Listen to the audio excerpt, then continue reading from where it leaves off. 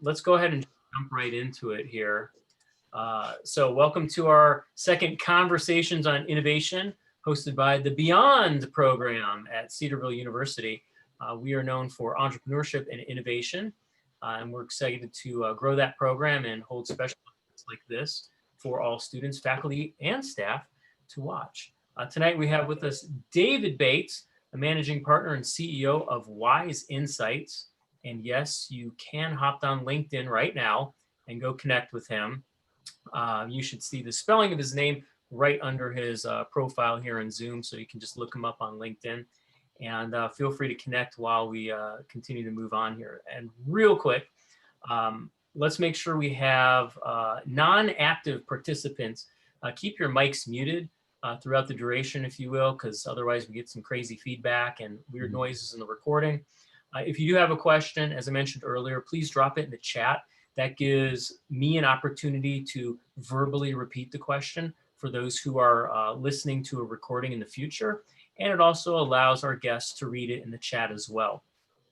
Of course, if that question spurs a continuing conversation, feel free to turn on your mic and we can continue to dialogue that way. I see Dave just dropped a link to his LinkedIn. So feel free to click on that. And of course, tonight's event is being recorded. So if you registered for the event, you will receive a future email with a link to the recording. I may have something special tonight. I don't know. I might announce it later. It's going to be somewhat contingent on how many questions we see. So we definitely want to encourage some participation. And I'm not going to say what it is, but it could be a prize of some sort that we would pick from the random group of questions that show up in the chat. So throughout tonight, make sure you get those wheels turning, ask those questions for us, and you might earn something special. So Dave, welcome. You are a CU alum. Give us a quick story on how you went from a student to founding Wise Insights. Yeah, quick story. That's pretty funny.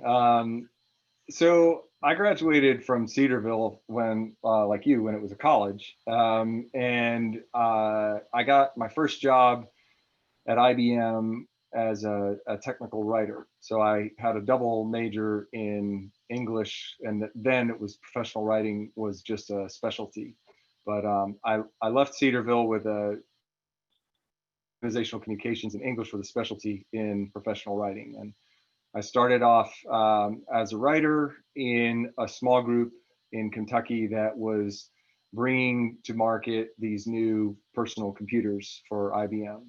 And I moved from there to a group that did home networking and structured wiring, which was basically all of the things you do to turn on lights and change the temperature in your house from your phone and everything. We were doing that in a lab in IBM from other devices back in the mid to late 90s. And that company became a Series A funded startup that rolled out of IBM. And I had a number of different management positions in mid-level management positions in that company. That gave me a very, very broad base of skills in the technology sector, as well as in a little bit of consulting work. And then over time, I just took the next opportunity that God put in front of me. Most of the time, they were not initiated on my terms. They were the Series A funded company ran out of cash in about 18 months and had very, very poor fundamentals, which caused the company to go under and all of us to have the opportunity to watch our stock options disappear into the dust. And so God has provided all along the way for lots of different things. I've been a test engineer, I've been a software test manager, a hardware test manager, I've been a user interface designer for Motorola and Sony Ericsson, cell phones. My name's associated with a patent, just one, but on user interface for cell phones, it's referenced by all of the major handset manufacturers. I've been a principal consultant doing work in pharma and manufacturing, heavy equipment manufacturing. all kinds of different things. And it's all been just an issue of being willing to trust that God has got me in the right place in his time. And sometimes there's long and uncomfortable gaps before, but God has always provided for us. And so the last job that I had was as the chief operating officer at Role Model Software, which is a custom software development consultancy here in the Raleigh area. And there I managed pretty much everything about the business that was not the core engineering function, provided some input into that from a process and that sort of standpoint, but generally managed everything else from legal to finance to HR to marketing and sales and everything else. When I went there, it was for a particular growth profile, and a couple of years in, we had gone from about $1 million in annual revenue, which was the highest they'd ever been, to about $4.5 million in just a little under 3 years. But the trajectory of the company was, we were looking for $10 million growth trajectory, and it turns out that as you may know, many of the things that you need to do at a $10 million company don't work really well in a $4 million company. And so the level of process and procedure and repeatability that is required, it feels constraining to a smaller company. And that was what the owner decided. He really would prefer to have the flexibility over the growth. And so I stepped out of that business and formed Wise Insights to basically come to other business owners in high growth mode who wanted, help and guidance from a coaching and consulting standpoint. And that's how I ended up doing what I do now. This is a little bit side question, but how did the your English major kind of contribute to your path, or at some point did you diverge away from the English part of it and now you don't use it, or is it still pretty integral to what you're doing today? Well, it's always fantastic to be able to coin your own words or correct somebody's grammar, but from the writing portion of my degree is actually something I use every day, whether I'm writing a tech manual or a marketing piece or something like that. The ability to write well and communicate well is critical to being able to get your point across and help people see quickly what it is that you're trying to accomplish. So that skill for me, that coupled with the org-com background, those are skills that I use every single day, and am grateful for the really solid platform that I had from Cedarville and from other places in my life building into being able to do that. Would you say that you always had a bend towards innovation, or when did that draw itself out during your career? I don't think I really realized how to innovate until I got into my career and I started being exposed to people who were doing the work of innovation, that had vision, that had skills of being able to see things in a different way, and to really to be able to press on the edges of what you're currently doing. So so really I've just really enjoyed the journey of entrepreneurship in lots of different ways. There's entrepreneurship where somebody just starts something on their own. I've spent a couple $1,000s of my own money and decided I don't want to push that rock up the hill. I'm not willing to liquidate my 401k in order to fund the first efforts on something. I've been a part of joint ventures. I've been part of corporate rollouts. I've been part of intrapreneurship, which is that sort of discipline of starting something new inside of an existing sort of somewhat stable organization. And it's always just looking for those new things, and the people that are doing new and interesting things are sort of the draw to me. Let's do a kind of a sidebar on a term you used. We heard you use intrapreneur. Some of the students aren't familiar with that. Could you give us a very brief idea of what that would look like inside of an existing company? Sure. So a great example is I worked for a consulting firm and there are about 1,100 consultants. I was a principal consultant. I was doing lots of work around pharmaceutical consulting and document management system implementations. Before I got there, someone had been doing a similar piece of work, and they recognized that there was this hole in the market that was not being served around how medical information scientists report adverse events and how they advertise to physicians. And it's a really complicated subject, but what they decided to do was build this piece of software. And it lived on top of some other commercially available software. And it really just filled in a gap between what that software did and what everyone else was doing with it. And that little entity grew up inside of this consulting company that didn't know anything about doing software development.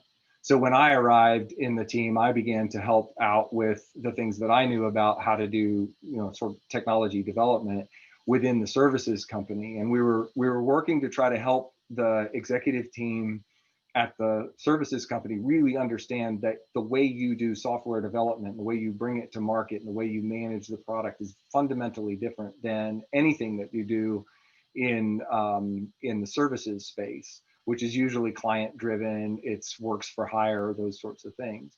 So really what we were doing was taking a market opportunity and trying to educate our containing entity, our big stable consulting company that had been around for 30 or 40 years doing things a certain way, and really showing them that there's a new way to do it.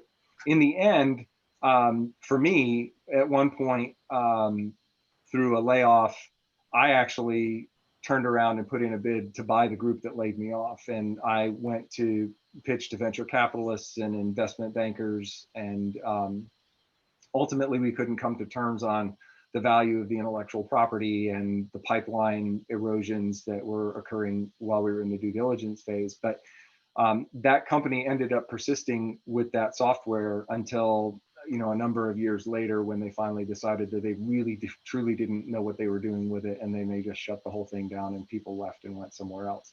That's not necessarily a glowing example of entrepreneurship, but it is an example of trying to start something new inside of a company that may or may not understand it. There are many other examples. I can tell you stories about McKesson Pharmaceuticals that where entrepreneurship is very much alive and well, but that's an example.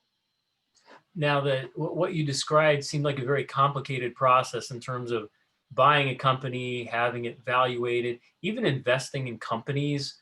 That seems like such a very difficult topic to digest for some college students. Sure. Would you say that jumping into some of these subjects while they're still at Cedarville or in school could help them learn some of these methods, learn some of these tricks of the trade, so to speak, so when they graduate, they might be able to get an earlier start? Or is this something more of lessons learned and experience after graduation? I think it's yes and. I think that both things are valuable. I think that what is really worthwhile to do now is to be thinking about how when you encounter something and you wish it would be something else, what do you do with that? You just say, well, that's the way it is. I live in this world. I live in this system. So I'm going to follow that path. Sometimes that's really important to do. We were talking before we got started here about risk tolerances, and in some spaces your the ability to innovate is limited by how much risk can be taken on. So if you're in a pharmaceutical space where people die if you do something wrong, you have a lot less opportunity for risk. But the world is full of all kinds of opportunities to do things that aren't that risky. So one of the things that I would recommend you do is just start experimenting. There's no cost of experimenting. Like if you are sitting in the dining hall or over at Chick-fil-A or whatever, and you're like, it would be really great if they just did it this way. Like, what would that look like? How could you practice thinking that through? What could you offer to somebody to say, hey, I was sitting over here and I thought of this, and I don't know if you've thought of it, and have a conversation about it. There's no real difference between entrepreneurship, innovation. in entrepreneurship where you're starting your own thing, or intrapreneurship where you're starting your own thing inside of something else, except understanding the environment. So that thing that I described is sort of a life cycle of intrapreneurship that starts with an idea. It starts with being aware, cultivating an awareness of what's happening around you so that you can decide, do I want to take an action with this, or do I want to just let it sit and then move on to the next thing? Before we move on to kind of our next subtopic, I just wanted to say we do have students doing just that. In fact, I think it was 2 or 3 weeks ago, we had a student say, hey, we were just sitting in Chick-fil-A and we came up with this really neat idea. There's 5 or 6 of us and we want to pursue it. And, that's where I reminded them, well, we do have this entrepreneurship minor at Cedarville. We do have a student accelerator at Cedarville.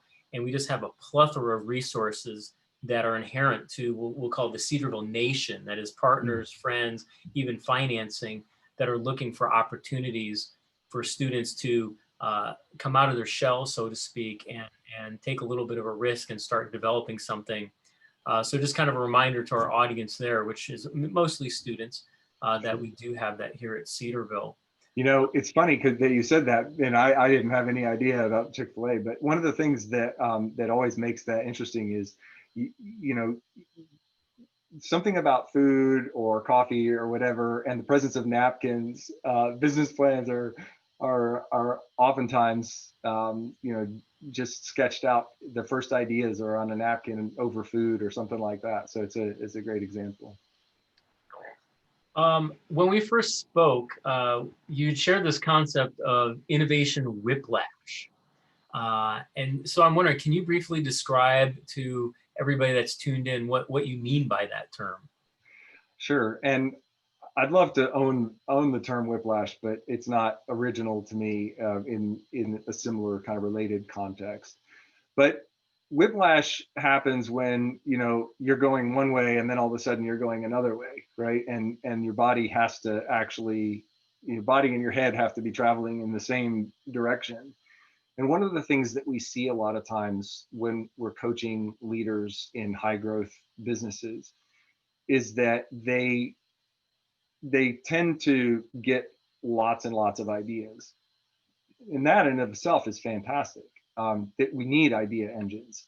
But we also have to remember that those idea engines are connected to what we call the operational apparatus of the company. So like if you have a company of 10 people and the CEO is the visionary and they're constantly coming up with new ideas, then when they turn their head and take off, they got to take their body with them. And then when the body gets into motion and all of a sudden they say, look over there, then the body has to do this like twisting and sometimes unnatural adjustment to change its momentum. When you're just by yourself and you're just coming up with ideas, you can have a million and do whatever you want. And but the minute that you bring somebody else along, you introduce the possibility of what we are calling innovation whiplash. It's not that ideas are bad, it's that we need to make sure that we've matched our innovation, our capability for change with our capacity for that change, right? So I have the ability to come up with lots of new ideas, but the people that I need to bring along with me can't respond as quickly. So my capability and my capacity for that change are not aligned. And when those two things are not aligned, that's when whiplash happens. And if you've ever had whiplash, it isn't fun. No, and I sense this could eventually be a good segue into some of the leadership topics we had planned for tonight. But I did want to mention I've heard of innovation boomerang, which I don't know if that's similar to whiplash, but I think that's where you're coming up with a bunch of creative ideas and you're moving them up the chain, and then all of a sudden they stop and they don't go anywhere. And it's almost like the leadership in that organization is sending it back. They're boomeranging it back down to those lower levels. And I think that goes to speak towards why we need more innovative type leaders throughout the company, not just at the top or not just at the bottom. And I think you have some words of wisdom on that. But first, I wanted to ask the follow-up question in terms of whiplash. How does this whiplash concept affect different companies differently? You know, the size of the company or maybe the industry they're in. Do you have any insights on that? Well, the smaller company is the more agile and nimble it typically is, because it just doesn't have enough weight to be over processed and those kinds of things. So when we say over processed, I mean it has a lot of standard operating procedures and those sorts of things. Some small companies do have that, and I'm not talking about those. I'm talking about the 80-90% of the other ones. And one of the benefits of being small and nimble is the ability to change. And so we have to be careful about, how we define pivots and what kinds of change we're talking about here. So small, more agile enterprises have the ability to respond to change more quickly. Um, Inside of an organization, if you're intrapreneuring um, with new ideas, you have to do that within the space that you have created for yourself. So sometimes a company will say, here's a bunch of money and a bunch of people, and you just better show us some results by this point in time in the future. And so you have lots of latitude and lots of flexibility. So 3M got a lot of exposure many years ago. Google has this, Facebook has this. Lots of the large companies have those innovation space where 20% of an engineer's time is available for them to just explore whatever they want. So there's a lot of variety depending on where you are and what kind of structure. So one thing that might be useful to you as students is, as you're thinking about the kinds of companies that you want to go into, some questions you might consider asking during an interview, for example, are, how do you handle innovation? So I'll quickly go into one comment about innovation. A lot of people tend to like to go and try to find a job as the head of innovation, the director of innovation, or the VP of innovation, or work in an innovation team. And I think those are generally useful things, but I also think that they create an enormous amount of pressure and some structures that I don't think are particularly healthy. And that is that everybody in a company should be innovating. Whether you're the chief technology officer or whether you're a project manager or even a technical writer. As a technical writer at IBM, I ended up owning the what we call the building block for packaging. And the reason I ended up being responsible for packaging was because I had an idea. And I said, well, what if we package this computer so we didn't even need any instructions? You just pulled it out of the box and everything, all you had to do was plug it into the wall. And they said, that's a fantastic idea. Go figure it out. So I sat in a room for 2 weeks with a bunch of foam and a bunch of cardboard, and I came up with a couple of designs and took it over to the packaging engineer guys and said, this is what we want to do. And so innovation as a discipline is fine. But if the company says, oh, we innovate and those people over there do it, that might be a company that you want to think twice about, or you might want to dig into a little bit more about, what is the culture of innovation within the company that you're trying to go into. No, I'm so glad you mentioned that, because that's one of the reasons why we started building the Beyond program here at Cedarville, was not just for business students, but is to create a culture of innovation throughout all schools, because it really is, to your point, necessary at all steps of the business. And if we have all levels of the business buying into innovation, then we don't have that whiplash effect. We don't have that boomerang effect. And I would like to think that businesses get better. That means our products and services get better and our consumers get more value out of what we're offering. Sure. Before we Yeah. move, oh, Can go I ahead. just add one more thing to that? And I see John had a question there too. I want to get to that.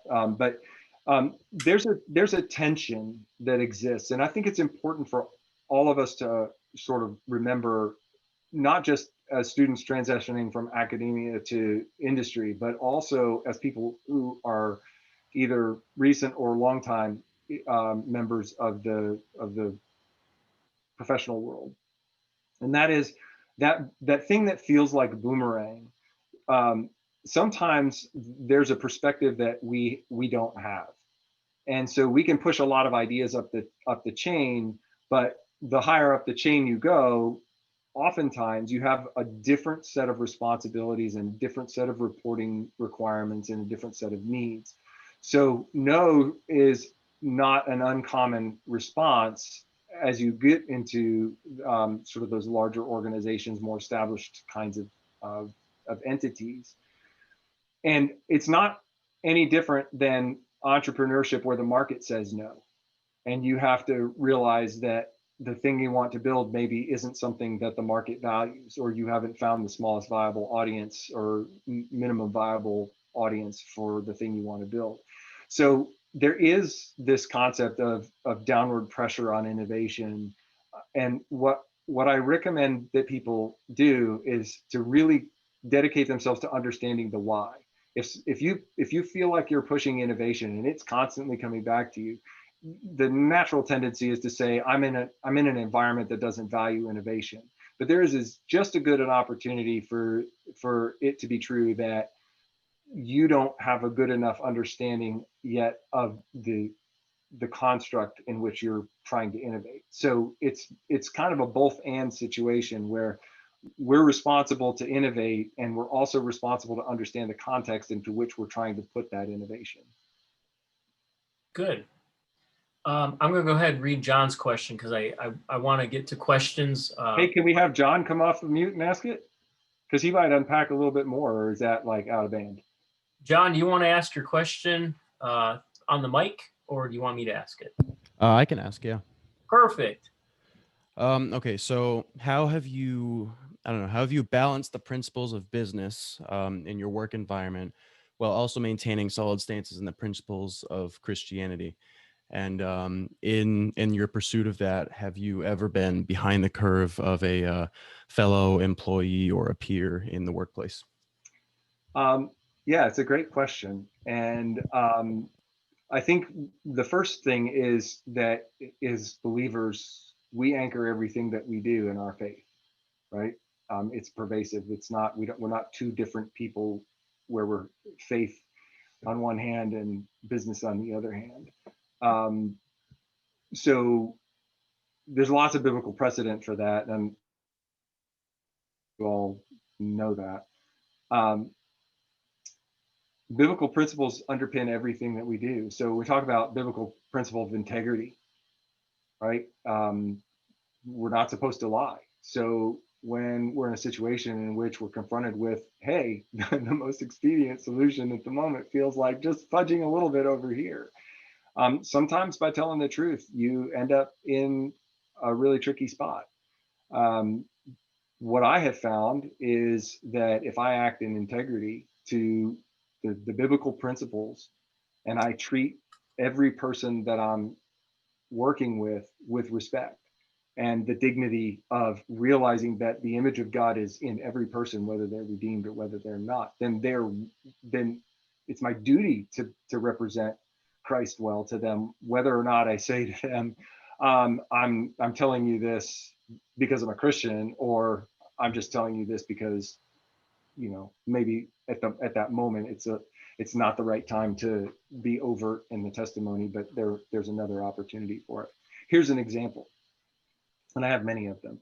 I was working on a project here at GlaxoSmithKline, and we had a real critical deadline, and one of our test engineers was flying in from Baltimore, and it was a really tight deadline. I was the project manager, and the guy didn't show up, and he didn't show up, and he didn't show up, and he didn't show up. And finally, I was able to get a hold of some of the folks up in Baltimore, and I said, the guy's name was Pancha, and I said, where's Pancha? Like, he's not coming. Like, you couldn't tell me that Pancha wasn't coming before he wasn't coming? Because I'd just been talking to my client about the fact that Pancha was due at any moment. So it turns out that they decided to redirect Pancha to a different project, and he wouldn't be available for 2 weeks, which would have meant a 2-week delay in my project, and we didn't have 2 weeks. So I asked them, well, what do you want me to tell the client? And they said, tell him Pancha's grandma died. And I said, did Pancha's grandma die? And they're like, no, Pancha's grandma didn't die, but just tell him that and it'll be fine. So we went back and forth, and this is a company that had mission, vision, guiding principles printed up on the walls, and one of them was our integrity is never compromised. So here I am talking to the two people who can destroy my career, and saying, your vision, mission, guiding principle says we don't lie, and you're asking me to lie. Can you help me understand the difference? And I'll spare you the details, but I went into the client and I said, John, Pancha's not coming today. What happened to Pancha? Pancha got pulled to put on another project. Well, of course, the client hit the roof, right? Like, after I gave him the space to be able to hear me again, I said, listen, here's the deal. That project is in real trouble. And if your project had been in as much trouble as that project was in, we'd have put Pancha over here and those people would have had to figure something out. So here's what I can do for you, right? The idea is not just to be like, hey, he's not coming and I gotta go, right? Here's what I can do for you. I can tell you that I need 2 more hours to be able to work with the team to figure out what our recovery plan is, because I didn't know this until an hour before I told you.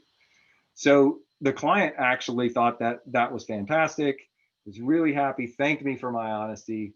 I called back to headquarters, talked to my third line manager. He said, well, how did it go? You know, it's kind of like your funeral kind of thing to me.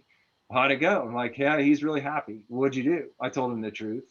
Oh, right. So, and I got story after story after story. We don't have enough time tonight for that, to go into those stories. Um, there was a time early in my career where I made one of those decisions and it put me behind all of the rest of my peers for a period of time. And then the sheriff showed up, and it turned out that I ended up advancing to the head of the line as all my peers moved to the back. So, you know, it's an issue of how much do you trust God in the affairs of your life. And when you end up in a situation having to make a decision between the biblical process and the biblical mandate for how to live as salt and light in a fallen world, respecting other people, but holding to your values, sometimes it doesn't go well. But God is just as capable of providing for you in that moment as he is when it does go well. Awesome. Thank you. Very good. Yeah, I think the notion of being able to put your career and your plan in the trust of God is huge, because what might seem like something that will give you short-term gain usually never works out in the long term if you do it unethically or if you lie about it. So, You know, another aspect of that, Kyle, just to add to that, is sometimes it might work out in the moment, and that could be the worst possible thing for you. And so you may save yourself grief upon grief by just sticking to the plan. It doesn't mean it's always easy by any stretch. excellent. So that's one question from the audience. I'm actually looking, since we're at about the halfway mark of our time, I'm actually looking for 4 more questions. 4 more questions, and we can do something fun. For those of you who don't have visual on, I'm holding up a really giant Cedarville Yellow Jackets mug / soup bowl. I'm going to give this away tonight. But in order to give it away, we need a total of 5 relevant questions. We got 1 down, thanks to John. So if we have 4 more relevant questions, pop up in the chat, or you can use your microphone to ask those questions. Before our time is over, I will pick somebody that is still on the phone call toward the end, and I will send them a brief note and say, hey, come pick this up in my office. You just won a really cool giant mug, which if I hold it closer to the camera, it looks like a really big mug. It looks like a bucket. Pretty neat. I wish I owned one, but this one is strictly for giveaway tonight. So start spinning up some more questions. On that note, I have kind of the next question in the lineup. It relates a little bit more to leadership and innovation. Earlier, when you and I spoke, Dave, you had made the statement that leadership is available everywhere to those willing to see it. And I was hoping you could spend some time unpacking that statement for us. Sure. Yeah, I think a lot of times we think that leadership is reserved for people with positional authority. It was a year into my career when I got my first official formal leadership position. Right, I became the team leader of a really small group of technical writers. We moved to North Carolina and had to rebuild our team, and a variety of different things had happened. And then, you know, I became a manager and I became a director, and eventually became chief operating officer, and now I own my own thing. And like, of course you're a leader if you're chief marketing officer, or if you're the chief technology officer, or something like that. Of course you're a leader. And I make the distinction between positional leadership and relational leadership. um, Relational leadership and innovation really intersect pretty well. And an example of that is, I had been a director at Home Director, which is kind of funny. But I'd been a director there, and I'd run a lot of different organizations for Home Director. And then we ended up running out of money, and I needed to get another job. And the only job I could end up coming up with was this user interface design position at Sony Ericsson. They make mobile phones. They don't sell them in the US anymore, but we were trying to get into the Sprint and Verizon accounts. And so I was working with this team, and I was doing the user interface design work for the cell phones. And the project that I was on had never actually had a user interface design specification that was ready in time for anything anywhere close to a product launch. So I thought about it, and my title was staff engineer. I had zero authority, and I was brand new to the company. And so I wandered downstairs and sat down with a couple of the engineers that were responsible for coding the user interface. And I said, hey, I'm here to work on the UI spec. And they said, why? Well, because that's my job. And they said, well, we don't use it anyway. So like, well, tell me what you do use. And they explained the process. And the short of that story is that in under 3 months, I actually worked with them to create a different kind of user interface spec that actually fit into their workflow so that they could actually use it. And we produced a conforming user interface. That was the term we used. The interface had to conform to the requirements as defined by the spec. And the whole reason for it was because, one, we noticed a problem. I noticed a problem. It's not a brag session. I'm the one that noticed it.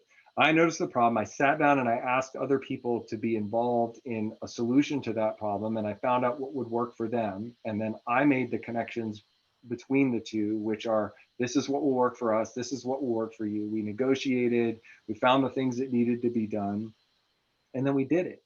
And everybody was happy in the end. So we didn't have the traditional user interface spec. So that was the innovation, right? Was, how do we create a pathway of information that works for you and still gives us what we need, that's defensible to the customer? And so I didn't have any authority there. They could have completely ignored me, like they ignored all the user interface designers that had come before me. But they chose not to, because I used that relational leadership skill to help come up with an innovative solution to the problem. That's a excellent story. And I'm hoping that your story may have elicited some reactions from some of our other listeners, and perhaps they had a similar experience where they had to either step into a leadership position, or they were involved in a leadership type decision, perhaps where they were noticed for particular attributes. So I would encourage, if there's anybody on this call that has a leadership experience to share, just maybe raise your hand, type something in the chat, because we'd love to hear from you as well. We'll give you some time to think that over. And a question I wanted to bring up was this notion that innovation and leadership are C-level attributes, the higher, the upper echelon attributes of leaders. Could you maybe go into that as to why that is a bit of a myth in your mind? I think it's sort of harkens back to some of the other things that we've talked about earlier. But I think that people tend to look at positional leaders as the people with the answers. And some of the best positional leaders don't have the answers. They are experts in helping other people perform their best. And so part of that is trying to figure out, how do we help create these cultures and environments in which innovation can thrive. And a lot of times those leaders get credit for that. And so it sort of fosters this idea that the people at the top are the ones who do the innovating and everybody else does the doing. And sometimes there are people who are that way. In my career, I've spent a lot of time with engineers, and the higher up in the engineering world you go, the more you're associated with that sort of innovation. Like you think about Twitter, you think about Uber, you think they're all technology things, and so they're doing major things, and the people that are in the press are the C-level people, or the executive vice president, or the VP of development, or those kind of roles. And so the noise gets amplified about that's where innovation happens. And in reality, it doesn't happen there. It happens all throughout the organization for successful organizations. And as many ideas as there are, it's a competition of ideas in the best performing companies, because they say, look, these are all great ideas and we're resource constrained. So now somebody has to make a decision about the resource allocation, the money, the people, the time, and the attention that the company is going to spend. Those are decisions that are made by positional leaders, because that's where the authority and the decision making in the company is vested. There are a few companies that don't have that, and they do fairly well, but they're definitely not the norm. So I think that there's a cultural narrative around people who are technical founders, and they rise to the level of the C-suite. There's the positional decision making authority, and then there's the press pieces. And then there are just people who say, hey, I'm the innovator, I have the ideas, and everybody else has to do that. So there's a whole spectrum of different things that contribute to that. I've worked in the corporate world for a few years before striking out on my own and starting my own business. And kind of a comparison I want to make is, in business, you have, the people who are concerned about finance, forward thinkers about money. You have the people who are worried about the accounting, what's going on right now. You have the visionaries, you have the marketing, you have the sales, you have all these aspects of a company. And to me, it's kind of like the world where we have a bunch of different languages. And if we don't at least try and attempt to understand the language that other people speak, we're going to just be stuck speaking our own language to other people who think the exact same way. And we get into sign language, and we agree, sign language is the universal language. So in business, I'd like to think that innovation is the universal language that can tie into all aspects of business. Is that maybe a perspective you would agree with? I think that that can be true. I think innovation is a necessary component for any organization to thrive, and creating the conditions in which innovation is possible is a baseline requirement. I think the ability for leaders, and again, I'm not talking about positional leaders, I'm talking about people who have the posture of a leader, people who are willing to listen to other people, that are willing to take actions based on what they hear. Those people are going to thrive in organizations that value innovation across the board. So I don't know if I would characterize it as a universal language, but I would characterize it as a core foundational element for organizational success. Good, thank you. And we're still looking for 4 more questions. If we have 4 more questions, we can do a fun giveaway tonight. And that would be picked randomly from all 30 participants at this point in time. So punch those questions out, because we're getting near our time, and we want to have a much larger conversation. So we definitely want to include those on the call as well. I want to interject something here, Kyle, if I can. Core to innovation and core to entrepreneurship, whether you're going to be an entrepreneur or an intrapreneur is a little bit beside the point, but core to innovation is the ability to choose yourself. And part of the practice of innovation is practicing choosing yourself.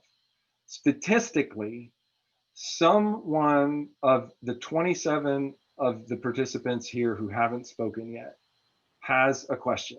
And for whatever reason, like I might not even have the answer, and I'm okay with that. But if you don't choose yourself, if you don't get in the habit of choosing yourself, you will deprive yourself of the opportunity later in life to choose yourself on bigger things. So I would encourage you that even if you think it's a silly question, we're not going to laugh at you. Well, Kyle might laugh at you, but I won't laugh at you. And I like you to practice the posture of choosing yourself and asking the question.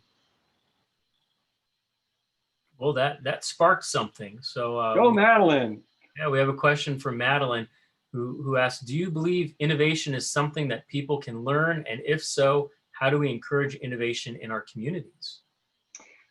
I always love "Do you believe?" questions because I do believe it's something that you can learn. It doesn't necessarily mean that you will be a successful innovator, like that you will be able to come up with a new product or a new process. You might, and you might not, but you never know unless you try.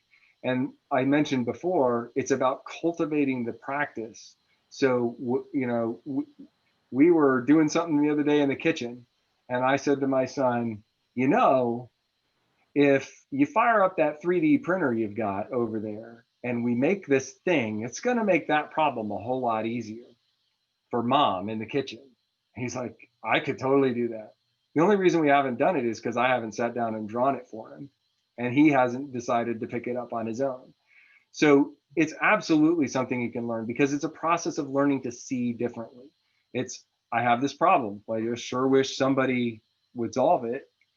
And then there's something that has made a phrase that's made its way into churches and even to music. If not you, then who?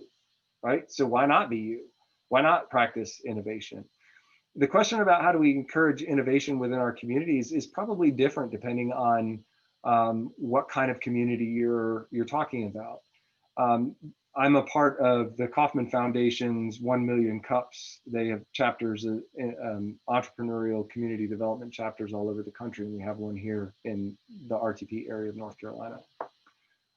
We have entrepreneurs come in and present their businesses, and much like you do with the pitch contest, Kyle, and we talk to them about their kinds of innovation and what's going on and what could they do differently and what have they explored. There's a member of that community who is also on the PTA at his daughter's elementary school. And he just chose himself, and he said, I'm going to host an innovation night. All you guys that are over here in the 1 Million Cups RTP community would love for 5 of you to come and present to a set of 3rd through 5th graders about your innovative stuff. It doesn't have to be massive. It just has to be talking about the problem that you solved and how you solved it. So right there is a connection of innovation into an elementary school. The world is wide open for people who are willing to practice learning to see differently. Awesome. Madeline, if you have any follow-up questions, feel free to interject. In the meantime, we'll go to Andrew. Andrew, do you want to ask your question or do you want me to read it? I can go ahead and ask it. All right, make sure you speak up. So my question is, when you have an idea, a product, a business, or some solution to something, what are some of the first steps that you should do to make this idea come to reality? Sure, that's a great question. The first thing that I think is really important is getting clear on who it's for, and getting clear on what it's for. A lot of people will say, I have this widget and it's going to make everybody's life easier. And we have a saying in the entrepreneurial and innovative communities: if it's for everybody, it's for nobody. And so we talk about finding the smallest viable audience. It's not the smallest audience, it's the smallest viable audience. And viability is a complex equation depending on what you're doing, right? If you want to sell milkshake machines, well, you're probably not going to go to the fine steakhouse. So that's not part of your smallest viable audience, but you can get an idea of the total addressable market of milkshake machine consumers. So, getting clear on who and what it's for. What's the change that you're trying to make with this innovation, and who really, really, really needs it?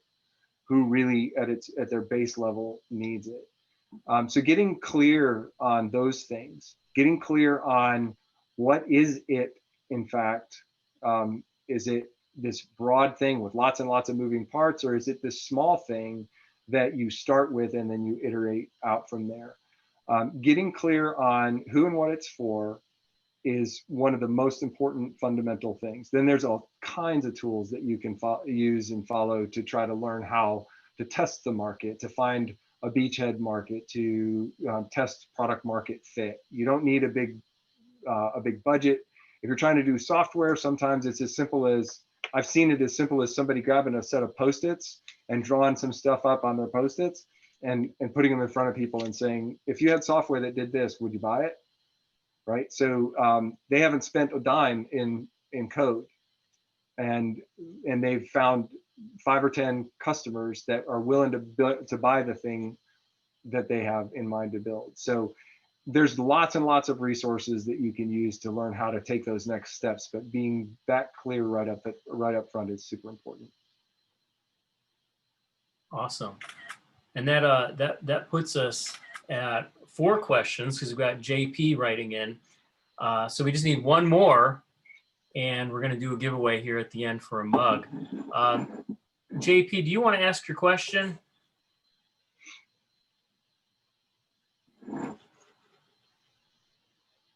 JP wants to ask his question, but he can't find the mute button. My mute button, I can never find it. I'll just go ahead and ask it for the sake of the recording and for those who are listening in. JP asks, what are some things you have seen businesses or people do that makes it harder for people to innovate in their organization? I will tell you that in one word: arrogance. Arrogance is the death of innovation. Thinking you have the ideas, thinking that you are the sole arbiter of what's a good idea, what's not a good idea, makes it almost impossible for people to innovate. The best leaders are the ones that are humble. They are secure in the fact that somebody else in the room might be smarter than them. They are secure in the fact that somebody else in the room might have a better perspective than them. That doesn't mean that they are ruled by the people they lead. What it means is that they are comfortable enough with their role and who they are to be able to hear things that they may not want to hear, and to actually reflect on those to find out if there's something that they missed. Hands down, 100% of the time, I've seen when people are unwilling to hear about things that they think that they didn't come up with, it kills innovation. I think the other thing that happens is on the opposite side, on the non-positional leader side, and that thing about arrogance is as much about positional and relational leaders as it is anything. It's not one or the other. But the flip side of that is when people inside the organization who want to innovate don't do an adequate job of understanding the context in which they're innovating, and they just push and they push and they push and they get mad because their ideas don't go anywhere. That also creates a culture that is difficult to innovate within because it soils it for everybody else. Good. Yeah. I mean, Proverbs is full of that type of wisdom. The chapter in verse 29 and 23, one's pride will bring him low, but he who is lowly in spirit will obtain honor. So just to kind of reiterate that point about, arrogance.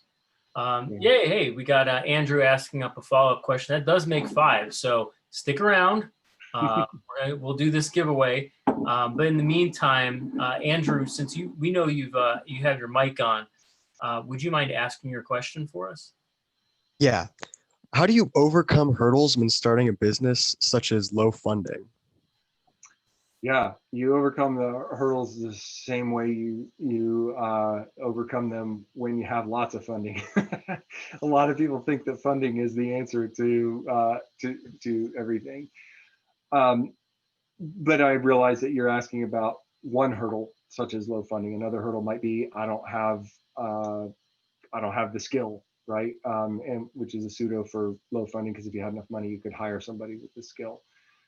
The idea behind entrepreneurship is a little different than innovation. They're tied for sure, but entrepreneurs are people who relentlessly think sideways to the problem. So if you have low funding, you can dwell on the fact that you have low funding, or you can ask yourself, how can I solve this problem, right? What could I do with less funding? What are some ways that I could get funding? So one of the best ways to establish traction for your business is to have customer funded development, which is not the same as works for hire. Works for hire is a concept where if Kyle asks me to build him some software for money, Kyle owns that software. That's a different thing than saying Kyle is ready to subscribe and he'll buy a license in advance. Now, I have an obligation as a believing person, and my yes is yes and my no is no. Either I'm going to deliver that to Kyle and make good on the money he gave me, or I'm going to give him his money back. And if I've already spent that money, I got to figure out where I'm going to get it. So they're not without risk. And we talked early about risk tolerance and risk mitigation and risk-based strategies. The questions are, what ways might you think differently about the problem to overcome the hurdle? Sometimes that's working with a mentor, sometimes that's working with a coach, sometimes that's working with customers. And there's lots and lots of different ways. But I think that the fundamental thing is, when you run into the hurdle, asking yourself the question, what are the alternatives to the hurdle that make that less of a risk? And sometimes the answer is, this isn't the right place to go and I need to find a different way to innovate. Good. And I do want to add that Andrew is one of our pitch participants this last fall. And I know he brought a really good idea to the stage, gave a really good pitch.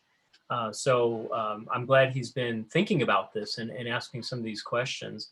Just a reminder that we do have a second pitch event coming up in January. I know we have an extended break, so we're coming back. I think it's the third week in January.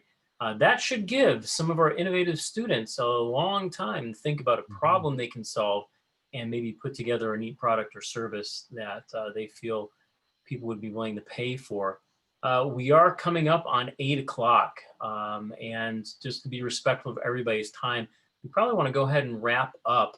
But first, Dave, is there any parting words of wisdom you want to kind of give everybody who's listening in? Yeah, I would love to see how many of you would take me up on a challenge. I don't have anything to offer you other than the satisfaction of investing in yourself and digging into your Bible.